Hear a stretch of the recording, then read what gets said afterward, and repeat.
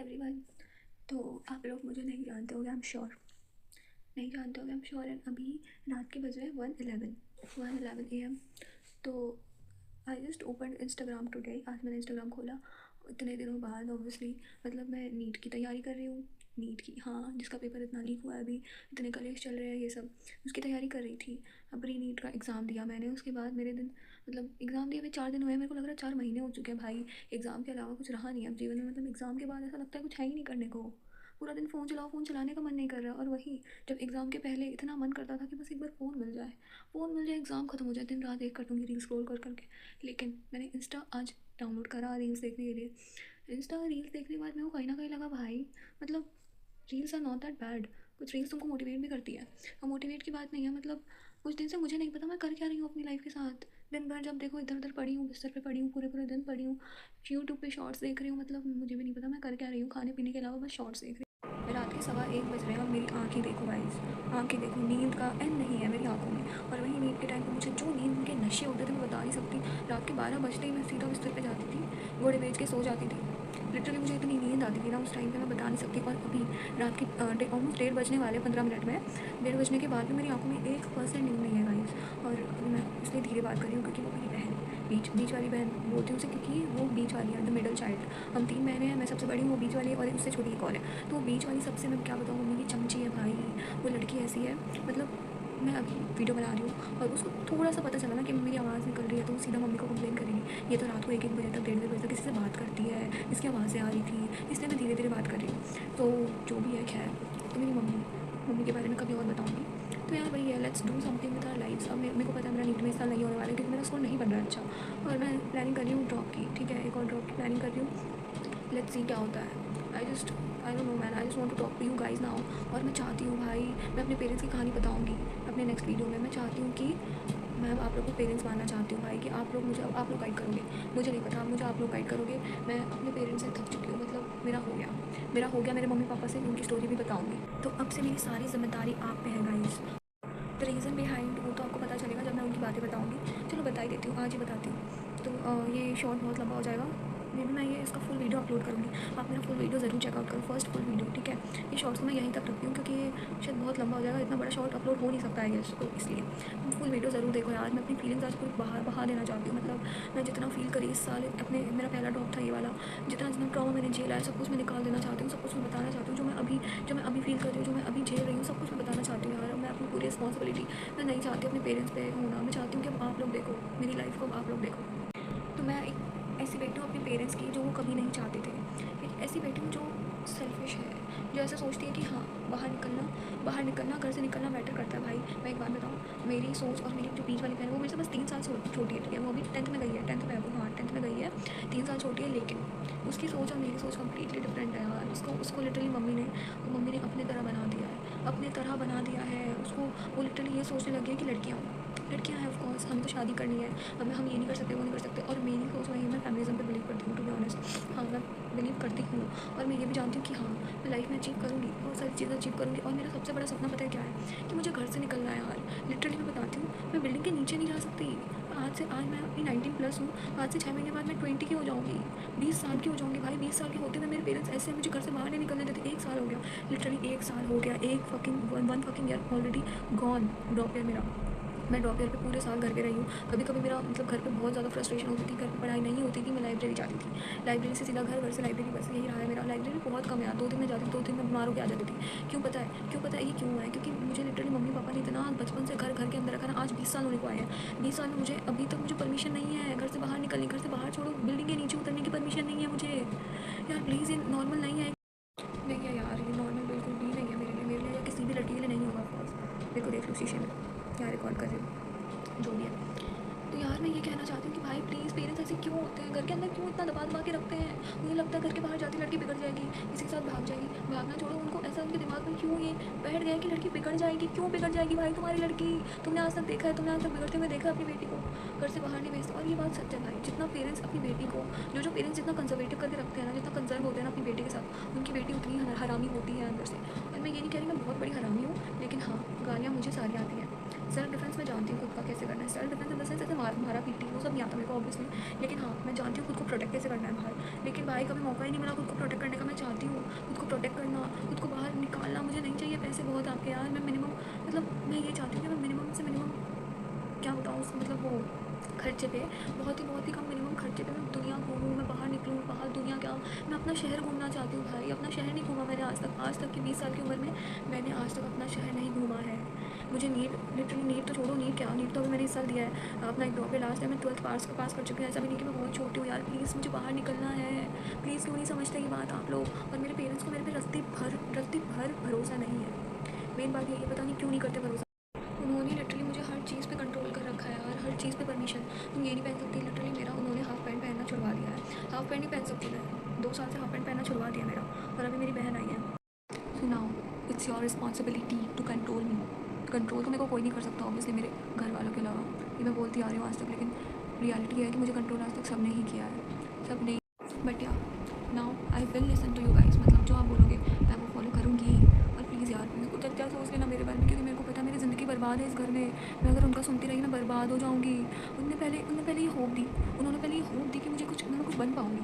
ठीक है चलो, मुझे पढ़ाया, 12 तक पढ़ाया, बहुत बड़ा एहसान किया उन्होंने। क्योंकि जब भी मैं कुछ बोलती हूँ ना वो यही बोलते हैं कि हमने तुम्हें इतना पढ़ाया है, इतना सब कुछ किया है तुम्हारे लिए, और तुमने क्या किया आज तक हमारे लिए। तुम कभी हमारा नाम मतलब प्राउड नहीं कर पाई, हमारा नाम कभी रोशन नहीं कर पाई। हाँ दैट लाइन से कभी हमारा नाम रोशन नहीं कर पाई। और हमने तुम्हें पढ़ाया है आज तक, 12th पास हूँ मैं गाइस, 12th पास हूँ, पढ़ाया है, खिलाया है, एक रूम दिलाया है। चलो रूम दिलाया है, इसके लिए मैं उनके लिए बहुत आभारी हूँ, दिल से आभारी हूँ। उन्होंने मुझे एक रूम दिया है, लेकिन भाई उस रूम का क्या फ़ायदा जब उस रूम के लिए तुम्हें ताने मिले।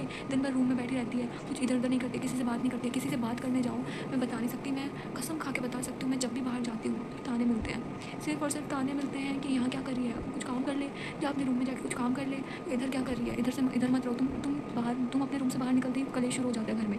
ऐसे बोलती है मेरी मम्मी, कलेश की जड़ तुम ही हो, ऐसे बोलती है मेरी मम्मी। मैं क्या बोलूँ भाई, मैं कहाँ जाऊँ। रूम से निकलो तो प्रॉब्लम, रूम से ना निकलो तो भी प्रॉब्लम, और घर से निकलना तो भाग रही है, मैं बोल नहीं सकती। कुछ लोग यहाँ पे ऑफेंड हो सकते हैं, लेकिन आज तक मेरी मम्मी ने ना सिर्फ मेरे को बददुआ ही दी है, सिर्फ मेरे को बददुआ दिया। और जब भी घर में लड़ाई होती है, मतलब अननोइंगली, मतलब मैं अपने रूम में हूँ, मैं उस लड़ाई में 1% इन्वॉल्व नहीं हूँ, अपने रूम में रहती हूँ। उसमें वो कहती है सारी अशांति, घर में जितनी भी अशांति होती है, सारी अशांति की जड़ तुम हो, तुम्हारी वजह से अशांति होती है घर के अंदर। तो घर से निकालो ना, निकालते भी तो नहीं हो तुम लोग, घर के अंदर दबा के रखे हो। 20 साल हो गए मुझे, 20 साल की हो जाऊँगी 4 महीने बाद। घर के अंदर दबा के ऐसे रखे हैं जैसे कि मैं भाई आज भाग रही हूँ घर से। नहीं भागूंगी यार, नहीं जाऊँगी कहीं, क्यों, मैं परेशान हूँ। बददुआ दिया इसका मतलब ये नहीं, मतलब सिर्फ बददुआ से मेरा मतलब ये नहीं था कि अशांति होती है ये सब बोलना। मुझे मेरे करियर के लिए, मुझे सक्सेसफुल लाइफ के लिए बददुआ दिया भाई, कि कभी तुम सक्सेसफुल नहीं हो पाओगी ज़िंदगी में, तुम कभी कुछ बड़ा नहीं कर पाओगी ज़िंदगी में, तुम कभी कहीं नहीं जा पाओगी, तुमको वही करना पड़ेगा जो हम बोलेंगे वही तुमको ज़िंदगी भर फॉलो करना पड़ेगा। भाई मैं मर रही हूँ, आज तक तुमने जो बोला है वो मैं फॉलो करके भाई मैंने कौन सा बहुत कुछ उखाड़ लिया। मैं अच्छे नंबर लेके आ पाई। चलो मेरे 12th में आए थे 71%, मैं बता देती हूँ। 10th में आए थे मेरे 77%। हाँ तो भाई तुम्हारा फॉलो करते ही आई हूँ मैं आज तक, कुछ हुआ मेरा। और मेरे को पता है अगर इनका मैं फॉलो करती रही ना मेरी ज़िंदगी बर्बाद है, सीरियसली बर्बाद है। और भी बहुत कुछ बोला है भाई मेरी मम्मी ने, मुझे याद नहीं है, मैं एक चीज़ लिख के नहीं रखती हूँ, लेकिन हाँ बहुत चीज़ें बोली है, मेरे दिल दुखाने वाली बहुत सारी चीज़ें बोली है, जिससे मेरा दिल दुखा है, हर वक्त मेरे को हर्ट हुआ है। मेरे पापा ने मुझे ऐसी चीज़ें बोली है। मैं एक बात बताती हूँ, नीट के जिस दिन मैं नीट दे के आई, रीनीट वाला दिन, जिस दिन मैं नीट दे के आई सेंटर के बाहर, मैं 45 मिनट सेंटर के बाहर खड़ी थी। मैं पहले तो सेंटर से निकलते ही पापा को फ़ोन किया मैंने कि पापा मेरा एग्जाम हो चुका है, आप कब तक आ रहे हो। तो पापा ने कहा 15-20 मिनट में आ रहे हैं। मुझे 45 मिनट्स हो चुके थे, मैं वहाँ चल के आगे तक पहुँच गई थी। और मैं पापा मतलब मेरे पास फ़ोन नहीं था, मैं इधर उधर देख रही थी कौन है। और वो मेरा सेंटर था मिलिट्री स्टेशन के अंदर मेरा सेंटर था। तो वहाँ पे एक सर थे, एक फौजी थे वो। तो मैंने उनसे फ़ोन मांगा, मैंने पापा को फ़ोन किया, और मैंने इसलिए फ़ोन किया था पापा को कि आप कब तक आ रहे हो ये पूछने के लिए नहीं किया था। मैंने ये बोलने के लिए किया था कि आप पूरा सेंटर के आगे तक मत जाना, स्कूल के सामने तक मत जाना। मैं सेंटर से बहुत मतलब चल के थोड़ा आगे आ चुकी हूँ, वहीं रुक जाना। मैं आगे इसलिए आई थी कि ताकि पापा को प्रॉब्लम ना हो, इतना दूर जाना ना पड़े। 45 मिनट में वहाँ खड़ी करती क्या भाई, मैं चल के आगे आती रही। और मैं बहुत कम आगे आई थी, मैं ऑलमोस्ट आधा किलोमीटर मान लो, आधा किलोमीटर में चल के आगे आई थी। ठीक है, और उस टाइम वो फौजी जो थे उनसे मैंने, आर्मी ऑफिसर जो थे उनसे मैंने फ़ोन लेके पापा को फ़ोन किया। और पापा मैंने उनसे जस्ट फ़ोन लेके, मेरे को दूर से दिखे, मैंने उनसे फ़ोन किया, पापा को फ़ोन किया। और वहीं पे मैं उनसे बात करने लगी कि आप फ़ौज में हो क्या, आप कैसे इसमें फ़ौज में आए थे। मेरा भी एक टाइम पे ड्रीम था आर्मी में आना। मैं यही सब बातें कर रही थी उतने में मेरे पापा, तो उतने में ही मेरे पापा सामने से आ गए। लिटरली 2 मिनट भी नहीं हुए मुझे उनसे मिले हुए, आर्मी ऑफिसर से मिले हुए उनसे। ठीक है, और मैं उन्हें बहुत प्रेस कर रही थी, लेकिन मैं बहुत रिस्पेक्ट करती हूँ उनकी, मुझे क्योंकि मेरा खुद का ड्रीम था एक टाइम पे कि हाँ मैं भी आर्मी में जाऊँगी। अब भी मेरा ड्रीम है कि मैं AFMC में एडमिशन लूँ, अब भी ही है मेरा ड्रीम। लेकिन पता है उस दिन क्या हुआ था, 21 जून को मेरे मम्मी पापा की एनिवर्सरी थी। तो रात में हम डिनर पे जाते हैं। उस दिन मेरा मूड बहुत ख़राब था क्योंकि मेरा पेपर अच्छा नहीं गया था, मेरी फिजिक्स पूरी की पूरी छूट गई थी। और उस दिन एक तो मम्मी पापा की एनिवर्सरी थी, जिसको देखो घर वालों को देखो सब मम्मी पापा को कॉल कर रहे हैं। और एनिवर्सरी विश करने के बाद सबका क्वेश्चन यही रहता है कि उसका पेपर कैसा हुआ, उसका नीट का एग्ज़ाम कैसा हुआ, पेपर कैसा गया। तो भाई एक तो मैं प्लीज़ रिक्वेस्ट करूँगी कि बच्चों को छोड़ दो यार, कुछ टाइम तो एग्ज़ाम देने के बाद खाली छोड़ दो, मत पूछो पेपर कैसा गया कैसा नहीं गया। अच्छा जाएगा तो वो खुद आपको बताएगा, और अगर वो आपको नहीं बता रहा तो समझो भाई उसकी भी पर्सनल लाइफ है, प्राइवेसी है, नहीं बताना उसको अपने रिजल्ट के बारे में, पहले नहीं बताना। जब रिजल्ट आएगा तब तुम लोग ऑब्वियसली तुम लोग के अंदर इतनी पेशेंस तो है नहीं कि तुम लोग रुको, तुम लोग अपनी चुल घुसा के रिजल्ट जान ही लोगे। तो प्लीज़ रिजल्ट तक का वेट कर लो, मत पूछो रिजल्ट एग्ज़ाम कैसा गया। एग्ज़ाम के जस्ट बाद, एग्ज़ाम के एक दिन बाद भी नहीं, एग्ज़ाम के जस्ट बाद उसी दिन मेरे पापा को मम्मी पापा को कम से कम 15 कॉल्स आए हैं घर वालों से और बाकी लोगों से। और सेकंड क्वेश्चन सबका यही रहा है कि उसका एग्ज़ाम कैसा हुआ। उस दिन रात को मतलब डिनर पे हम लोग गए होटल में, घर के पास एक होटल है, डिनर के लिए हम लोग उसमें गए, रेस्टोरेंट में, ठीक है। रेस्टोरेंट में गए, वहाँ पे मुझे मतलब हमारे पड़ोसी मिल गए। उनको पड़ोसी आए, मतलब अंकल आंटी थे, उनके बच्चे भी थे। वो लोग आए, वो लोग मेरे से यही पूछते हैं कि एग्ज़ाम कैसा गया बेटा। यार प्लीज़ थोड़ा शांति लेने दो बच्चे को, एग्ज़ाम दे के जस्ट आया, उसको पता है कितना ट्रॉमा गया उसके ऊपर भाई, कितना ट्रॉमा फेस करना पड़ा उस दिन मुझे। मैं बता नहीं सकती, वर्ड्स में एक्सप्लेन नहीं कर सकती। मुझे बस रोना आ रहा था भाई। मैंने 1 साल दिया है और मैंने भाई पढ़ाई भी करी है, पूरे साल पढ़ाई करी है यार। मैं कहीं ना कहीं घूमने जाती थी, मैं कहीं गई हूँ, पूरे साल मैंने घर पे रूम में बैठ के पढ़ाई तो करी है। लेकिन मुझे ये नहीं पता, मतलब खैर वो अलग टॉपिक हो जाएगा, मैं बताती हूँ। उस दिन हम चलो हमने डिनर कर लिया रेस्टोरेंट में। डिनर करने के बाद जैसे ही डिनर करके नीचे आए रेस्टोरेंट से नीचे, पापा मेरे को बोलते हैं, मम्मी भी थी उधर, पापा मेरे को बोलते हैं कि आज तेरे पे मेरे को बहुत गुस्सा आया। मेरे को इतना गुस्सा आया, मुझे वहीं पे थप्पड़ मारने का मन किया। और let me tell you guys कि मैं थप्पड़ खाती हूँ अपने पापा से, मारते हैं मुझे। मतलब अब आज की शायद दो तीन नहीं, शायद ज़्यादा ही 4-5 महीने पहले उन्होंने मुझे लास्ट मारा था, ठीक है।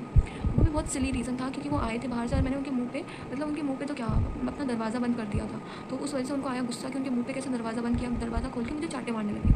चलो ठीक है, कोई बात नहीं। उसके बाद मैं बताती हूँ, फिर वहाँ पे जैसे ही रेस्टोरेंट के नीचे हम लोग उतरे खाना वाना खा के, वो मुझ पर चिल्लाने लगी। तो पे मेरे को इतना गुस्सा आया कि मेरे को उस टाइम मारने का मन किया, थप्पड़ मारने का मन किया। वो आर्मी ऑफिसर, वो फौजी थे, वो फौजी मेरे को ऐसे बोल रहे हैं नमस्ते सर। तो भाई क्या गलत बोल दिया, नमस्ते सर बोला है, बेसिक एटिकेट से ये तो बोलना चाहिए सबको।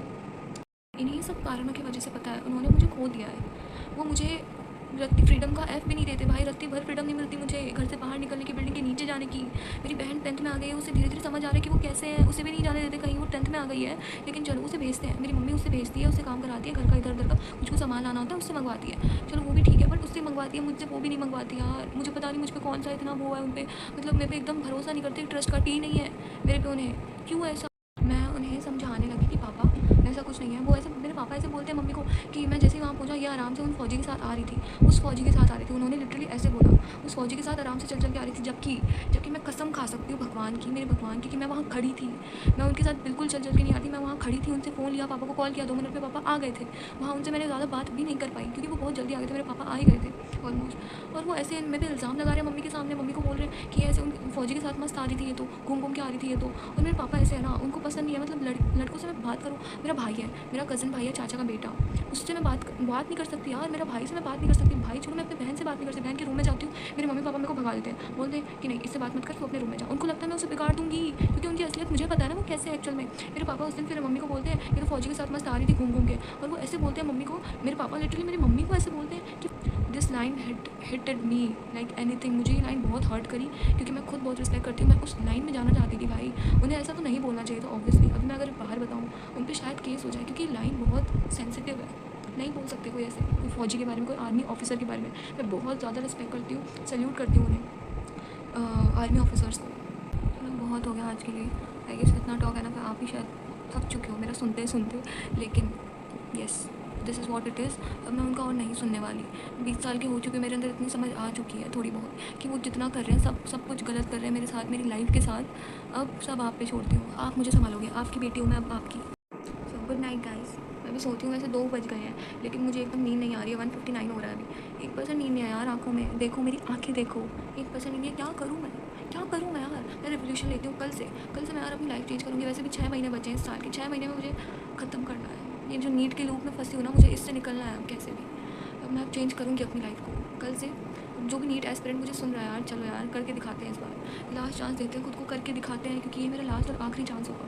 मुझे पता है मैं उन्हें कन्विंस तो करूँगी पेरेंट्स को अपने, कैसे ना कैसे एक और ड्रॉप के लिए, लेकिन क्योंकि मेरा सपना है यार डॉक्टर बनना। मेरा सपना था, खुद का सपना था, क्लास 9 से, क्लास शायद 8 या 9 से मेरा सपना है डॉक्टर बनना। मैं ऐसे नहीं छोड़ सकती सपने को, एक और चांस देना है खुद को। और मेरे को पता है इस साल मैं करूँगी, मेरे पास ऑप्शन ऑप्शन, ये जान लगा दूँगी, जान लगाना पड़ेगा, ईगो भी लेना पड़ेगा भाई इस बार। चलो यार करते हैं, कल से शुरू करते हैं, कल से मैं पढ़ने वाली हूँ, आज 26 है शायद, 27 से, लेट्स डू इट।